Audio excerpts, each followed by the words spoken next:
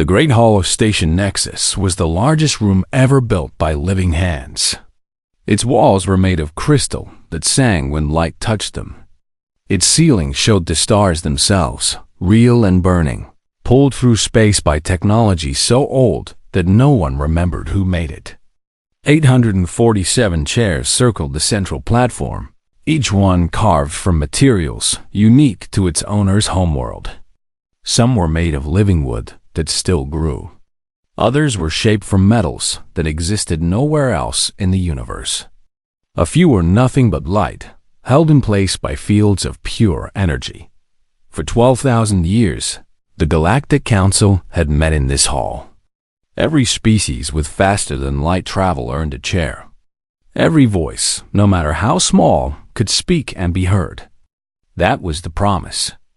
That was the lie. Una stood in the observation gallery high above the council floor. She was 53 years old, with gray streaks in her black hair and lines around her eyes that came from 20 years of grief. She was human. She was also, as far as anyone knew, the last of her kind. Below her, High Arbiter Thelvos rose from his chair. He was tall and thin, with 4 arms and skin the color of old bronze. His species, the Dominion of 12 Suns, had ruled the eastern spiral arm for 9,000 years. They were ancient. They were powerful. And they had always hated humanity. "The matter before us is simple," Thelvos said. His voice carried through the hall without any need for technology. Earth has been silent for 20 years. No signals. No ships.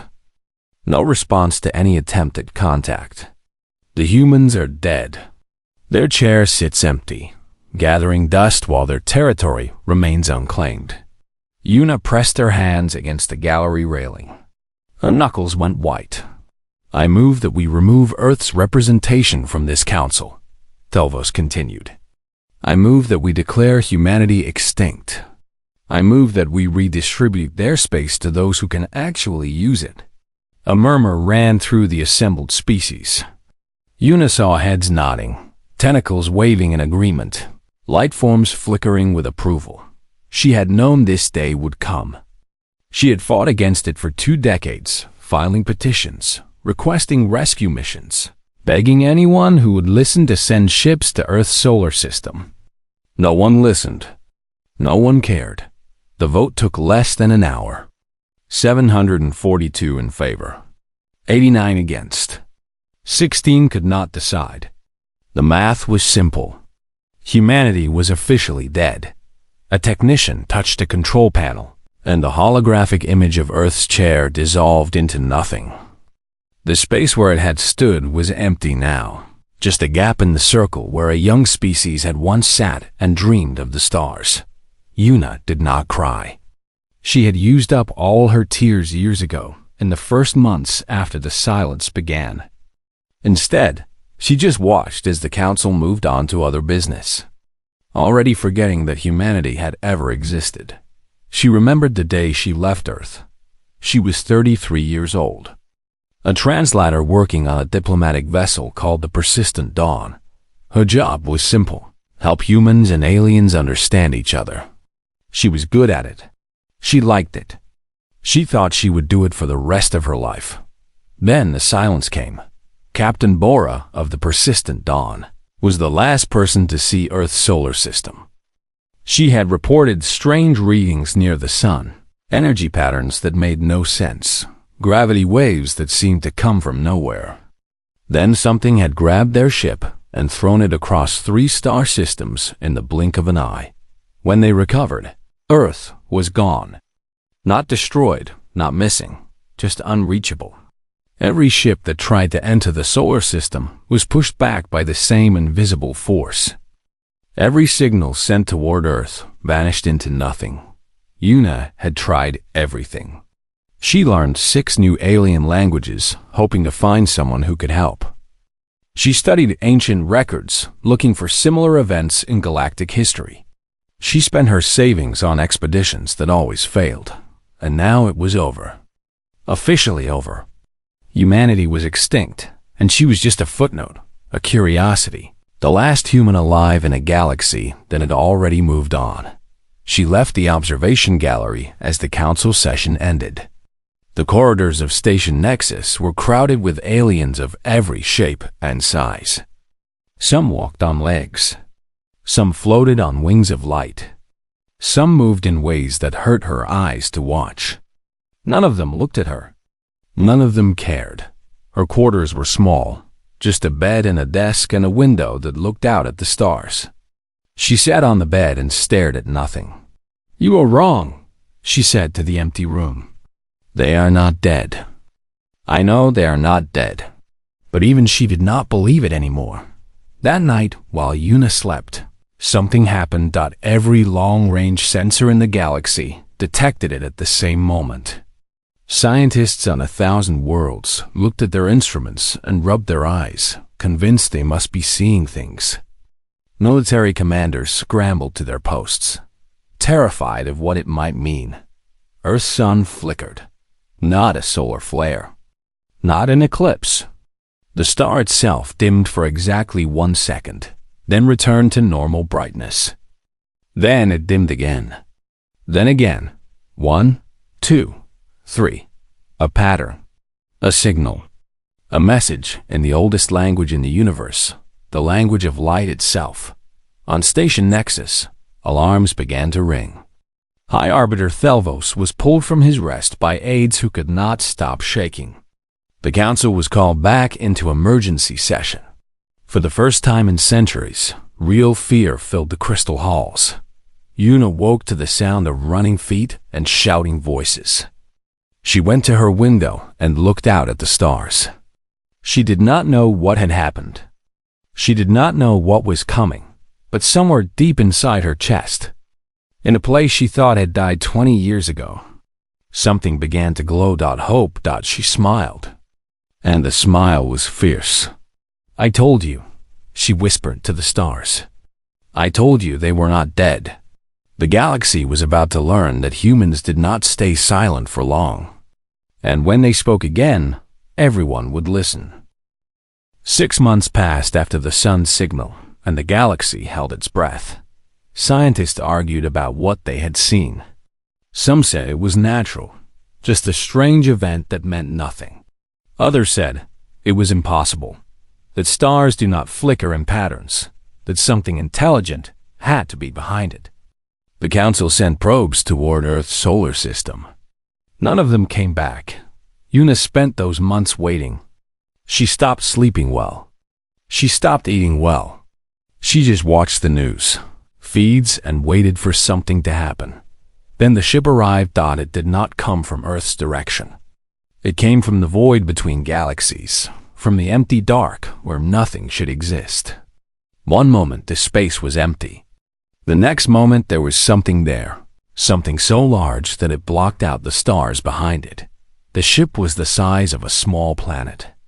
Its hull was black and smooth, made of a material that sensors could not identify. It had no engines that anyone could see. It had no weapons that anyone could detect. It simply moved through space as if space itself was carrying it forward. Station Nexus went into full alert. Defense platforms powered up. Warships moved into position. The council gathered in emergency session, and for the first time in living memory, every single chair was filled, except one. The empty space where Earth's chair had been. The great ship stopped 1,000 kilometers from the station. For 3 hours, nothing happened. No signals. No communication. Just silence. Then a small shuttle left the ship and flew toward the station's main dock. The council sent soldiers to meet it, armed with the best weapons their combined civilizations could build. The shuttle door opened. A man walked out. He looked human. He had black hair and dark eyes and skin the color of warm earth. He wore a simple gray uniform with no decorations, no weapons, no signs of rank. He looked like he was maybe 40 years old. But something about him was wrong. His eyes were too deep, like looking into a well that had no bottom. When he breathed, the air around him seemed to shiver. "My name is Do Yun," he said. His voice was calm and quiet, but everyone in the dock heard it perfectly. "I am here to speak to the council." The soldiers looked at each other. They had been told to capture whoever came off the shuttle, to take them for questioning. But none of them moved. None of them could move. Something in the Yoon's presence made their muscles freeze and their weapons feel very, very small. "Take me to the council," Dahyun said again. "Please." They took him. The walk from the dock to the council chamber usually took 20 minutes. Today, it took an hour, because word spread fast and everyone on the station wanted to see. Aliens of every kind lined the corridors, pressing against the walls, staring at the human who walked among them like he owned the place. Yuna was waiting at the council chamber door. She had pushed through the crowd, using elbows and determination to get there first. When she saw Do-hyun, she felt tears rise in her eyes. "You came back," she whispered. Do-hyun stopped. He looked at her, and for a moment, his two deep eyes seemed almost normal, almost kind. "We never left," he said. "We were just learning." Then he walked past her into the council chamber, and the doors closed behind him. Inside, 846 species watched as Do-hyun walked to the center of the floor. He stopped in the empty space where Earth's chair had been. He did not seem angry. He did not seem sad. He just stood there, looking at them all, and waited. High Arbiter Thelvos was the first to speak. "What are you?" he demanded. "What happened to your world? What is that ship?" "So many questions," Do-hyun said. "You were never interested in our questions when we sat in this chamber. You laughed at us when we asked why your laws worked the way they did. You ignored us when we suggested changes. You treated us like children who did not know better." He smiled, and the smile made Thelvos take a step back. Then something wonderful happened. We touched the sun, and the sun touched back.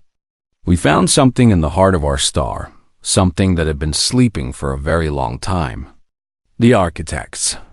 A murmur ran through the chamber. Yuna, watching from the gallery, saw fear on faces that had never known fear before. "The architects built this galaxy," Do-hyun continued. "They seeded life on 10,000 worlds. They created the gates and the corridors, and all the technology you have used for 12,000 years without ever understanding how it works. Then they left because they were tired of watching their children fight." He spread his arms wide, taking in the whole chamber. "They found us interesting. We were the only species in all those years who asked why instead of how. We wanted to understand, not just use. So they gave us a choice. We could leave with them, become something beyond flesh and time and space. Or we could stay and try to fix what was broken." His eyes found Thelvos. "We stayed. We spent 20 years in a place where time does not move the same way, learning everything the architects knew. And now we are back." The chamber was silent. No one moved. No one breathed. "You took our chair," Do-hyun said softly. "You celebrated our death. You divided our space among yourselves, like children fighting over toys. But we do not want revenge. We want something much more frightening." "What?" Thelvos managed to ask. Do-hyun's smile widened. "Change." The council gave humanity an answer within a week. The answer was no. Do-hyun had presented 3 simple requests. First, the elder races must share all the knowledge they had hidden for thousands of years, the secrets of the architects that they kept locked away in vaults and archives. Second, they must stop the quiet conquests, the slow absorption of younger species into older empires, through tricks and treaties and trade agreements that always favored the strong. Third, they must create a new council where every species had equal power, where the ancients could not simply outvote everyone else whenever they wanted. High Arbiter Thelvos laughed when he read the list. "The humans have gone mad," he told his advisors. "They have one ship, no matter how large. We have millions. Let them make their demands. We will crush them when we are ready." But the humans did not wait to be crushed. They did something far worse than fighting. They started helping. The first ship arrived at the outer rim 3 weeks after Do-Hyun's speech. It was smaller than the Great Planet ship, but still larger than anything the local species had ever seen. A woman named Suji walked down the landing ramp and introduced herself as a doctor. "I am here about the plague," she said. The Veth plague had killed billions across the outer rim for the past 400 years. It moved slowly, taking decades to destroy a world, but it never stopped. The elder races had the cure. Everyone knew they had the cure, but they never shared it because 6 species were easier to control, easier to conquer, easier to rule. Suji cured the plague in 3 days. She walked from village to village, from city to city, touching the sick and making them well. When she left, she gave the local scientists everything they needed to keep making the cure themselves. She asked for nothing in return. The second ship arrived at the central corridors, the great network of gates that allowed faster-than-light travel across the galaxy. A man named Tai Wu walked onto the main control station and smiled at the guards who tried to stop him. "The corridors belong to everyone," he said, "not just the old empires. Time to open the doors." For 12,000 years, the elder races had controlled which gates worked and which stayed closed. Young species had to pay huge fees to travel. Whole regions of the galaxy were cut off because the ancients wanted them that way. Tai Wu changed the codes on every gate in the network in a single afternoon. Suddenly, everyone could go everywhere. Trade routes that had been closed for centuries opened up.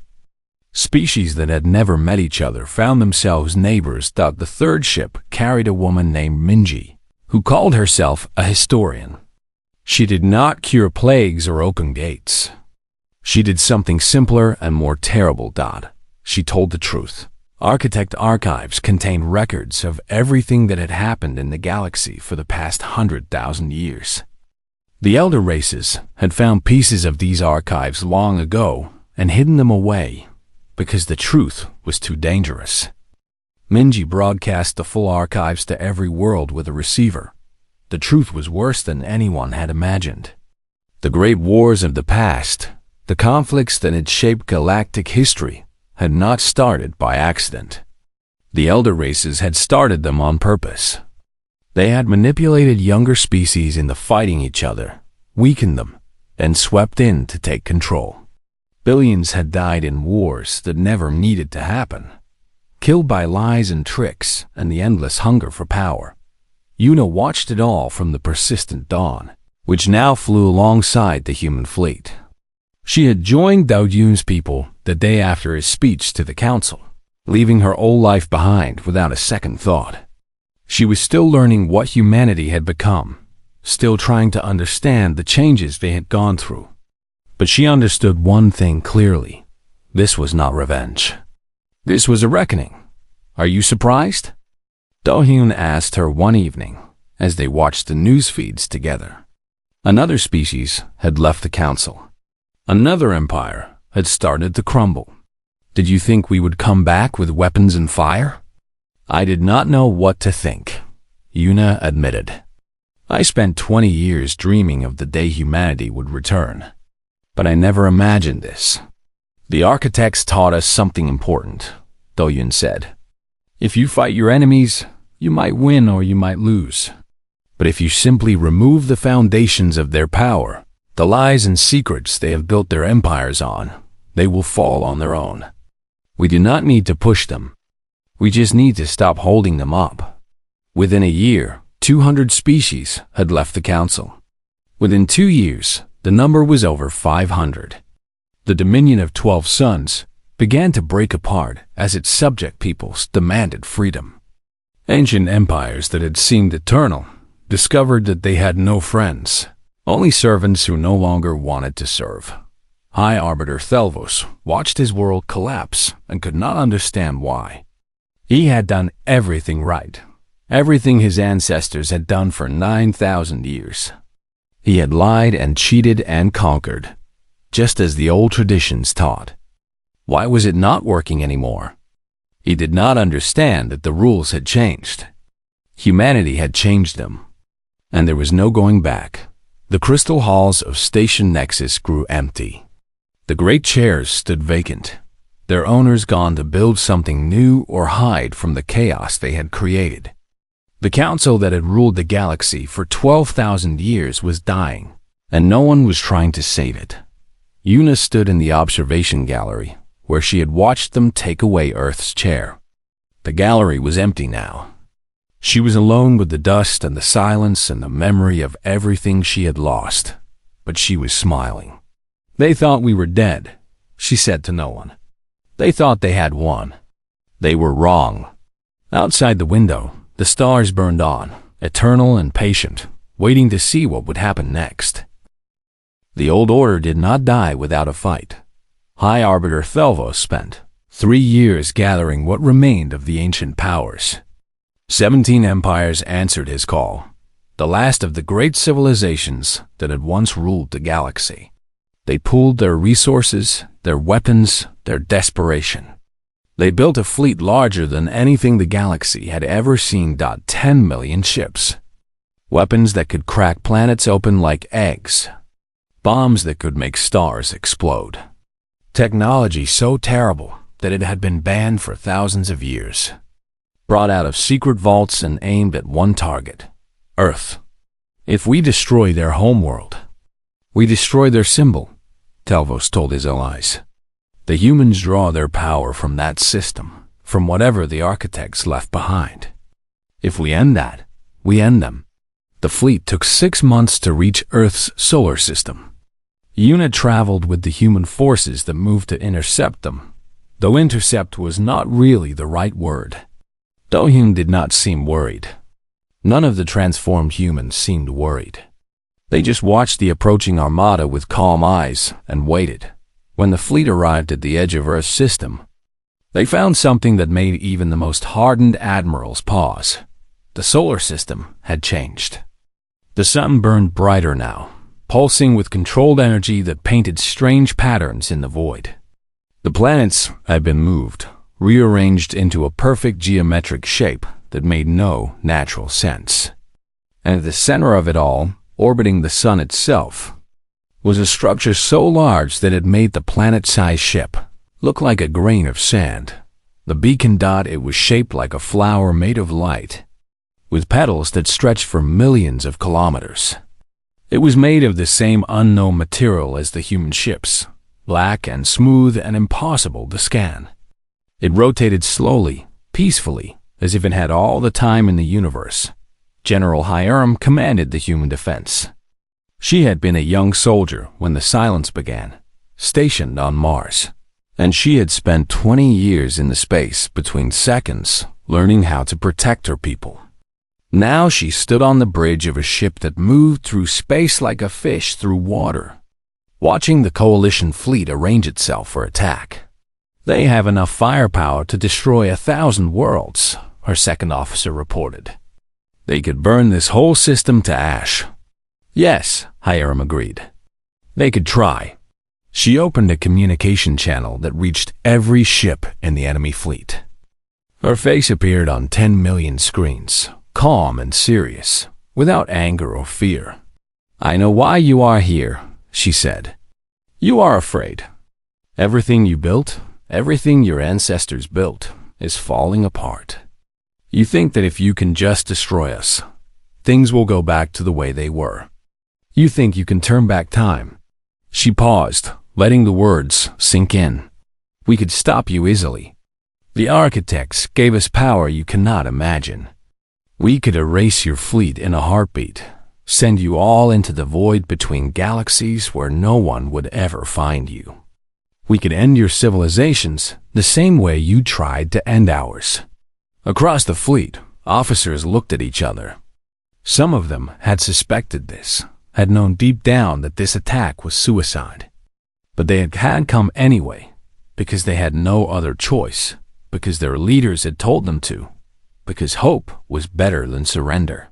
But we are not going to do that, Hiram continued. We are going to give you something you never gave us. A choice. The beacon-activated dot light poured from its flower petals. Not ordinary light, but something deeper, something that bypassed eyes and went straight to the soul. Every being in the Coalition fleet suddenly saw things they had never seen before. They saw the architect's vision of what the galaxy could become, a place where species lifted each other up instead of pushing each other down. They saw the history of their own civilizations, the terrible things their ancestors had done, the lives destroyed for nothing but greed and power. They saw themselves, truly saw themselves, perhaps for the first time. Some of them wept. Some of them screamed. Some of them simply sat in silence, overwhelmed by the weight of truth. 17% of the fleet defected immediately. Captains ordered their ships to stand down. Crews refused to fire. Entire squadrons broke formation and flew toward the human lines, asking for sanctuary. Another 40% retreated into the void. Their crews unable to fight but unwilling to surrender, running away from what they had seen inside themselves. The remaining ships attacked. They lasted 12 seconds. The human fleet did not fire a single weapon. Instead, something reached out from the beacon and touched each attacking ship gently, like a parent taking a dangerous toy from a child's hands. Engines went dark. Weapons powered down.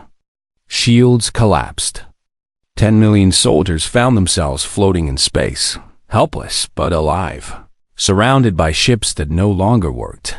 Then the human shuttles came. Thousands of them, small and fast, carrying doctors and translators and supplies. They moved through the disabled fleet, collecting survivors, treating the wounded, offering food and water and kindness to soldiers who had come to destroy them.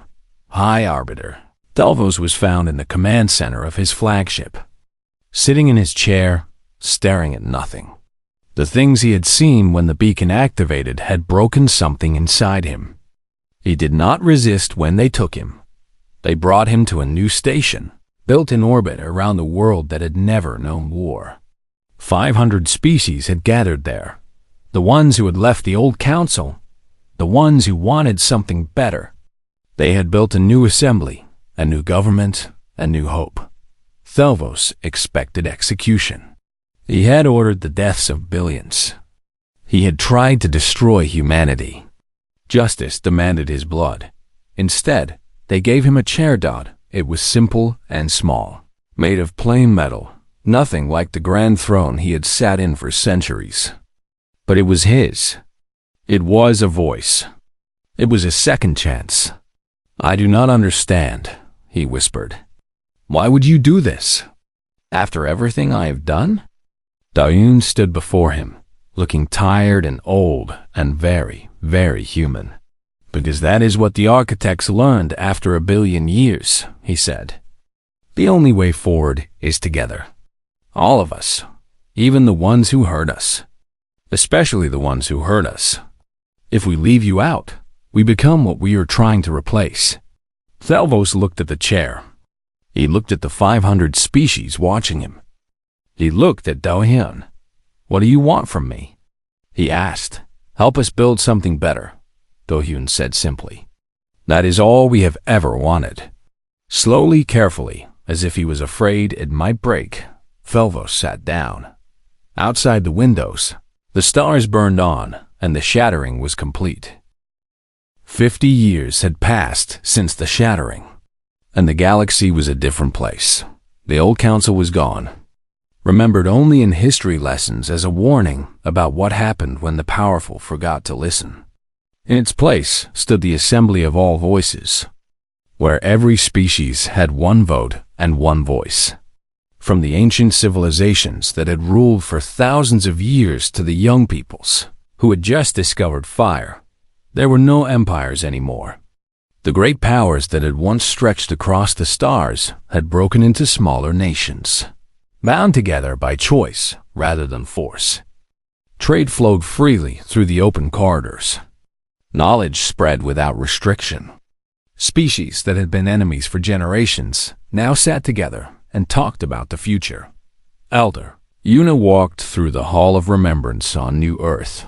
She was very old now, over 100 years, but she moved with the easy grace of the architect modifications that had been given to all surviving humans.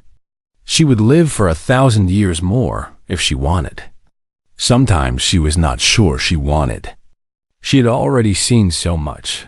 The hall was a quiet place, built on a hill overlooking the green valleys of humanity's new capital. The original Earth was a garden world, now preserved and protected, a place for memory and reflection. Most humans lived across 100 colony systems, spreading and growing and changing as they always had. But the hall held something precious. In the center of the main room, under a dome of clear crystal, sat a chair. It was dented and scorched, damaged by fire and time. It had been recovered from the ruins of Station Nexus after the old council fell. It was Earth's original council chair, the one they had taken away so many years ago. A child stood beside it, looking up at Una with curious eyes. Her name was Sora, and she was 8 years old. She had been born after the Shattering, in a galaxy that had never known the fear and cruelty of the old order. To her, the stories of the Council and the Empires and the wars were just history, things that happened to other people in another time. Why do we keep it? Sora asked, pointing at the chair. It is broken. Una smiled and knelt beside her. Her old knees did not hurt anymore, not since the modifications. We keep it to remember, she said. To remember that someone once thought we did not deserve a voice. And to remember that we proved them wrong. How do we prove them wrong? Not by shouting louder, Una said. By listening better. By helping instead of hurting. By giving second chances to people who had never given us any. Sora thought about this. She was a serious child, the kind who asked questions until she understood the answers. Were the old people really that mean? She asked. Some of them were. Many of them were just scared, or they believed what they had been taught without thinking about it. Una looked at the chair. The hardest thing we learned was that most evil comes from ordinary beings making small bad choices, not from monsters. And ordinary beings can change, if you give them a reason to. Outside the dome, the beacon was visible on the horizon, a flower of light that never stopped turning. It had become a pilgrimage site over the years, a place where beings from across the galaxy came to learn and to heal. The architect's knowledge was there for anyone who wanted it, free and open, the opposite of everything the old council had stood for. Admiral Doyun no longer called himself Admiral. He did not call himself anything, really. He spent most of his time in a small kitchen on the Academy of Open Knowledge, a great university where young beings of every species came to study. He had discovered, somewhat to his own surprise, that he loved cooking.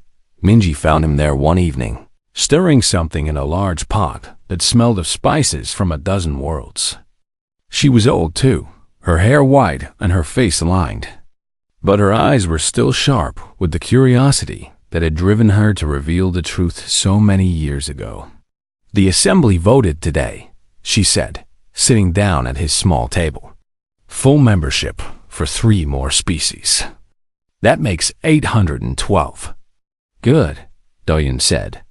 He ladled some of the pot's contents into a bowl and set it before her. Eat. You look tired. I am tired, Minji admitted. She tasted the food and her eyes widened. This is remarkable. It tastes like my grandmother's cooking. It should taste like home, whatever home means to whoever eats it. One of the little tricks the architects taught us. Dohan sat across from her. Was it worth it, do you think? The vote? All of it. The transformation. The 20 years outside of time. Everything we lost and everything we became. Minji considered the question while she ate. It was not an easy question. Many humans had struggled with what they had become, with the distance between their old selves and their new abilities. Some had chosen to give up the modifications and live as ordinary people again. Others had gone further, transcending flesh entirely and joining the architects in the spaces between galaxies.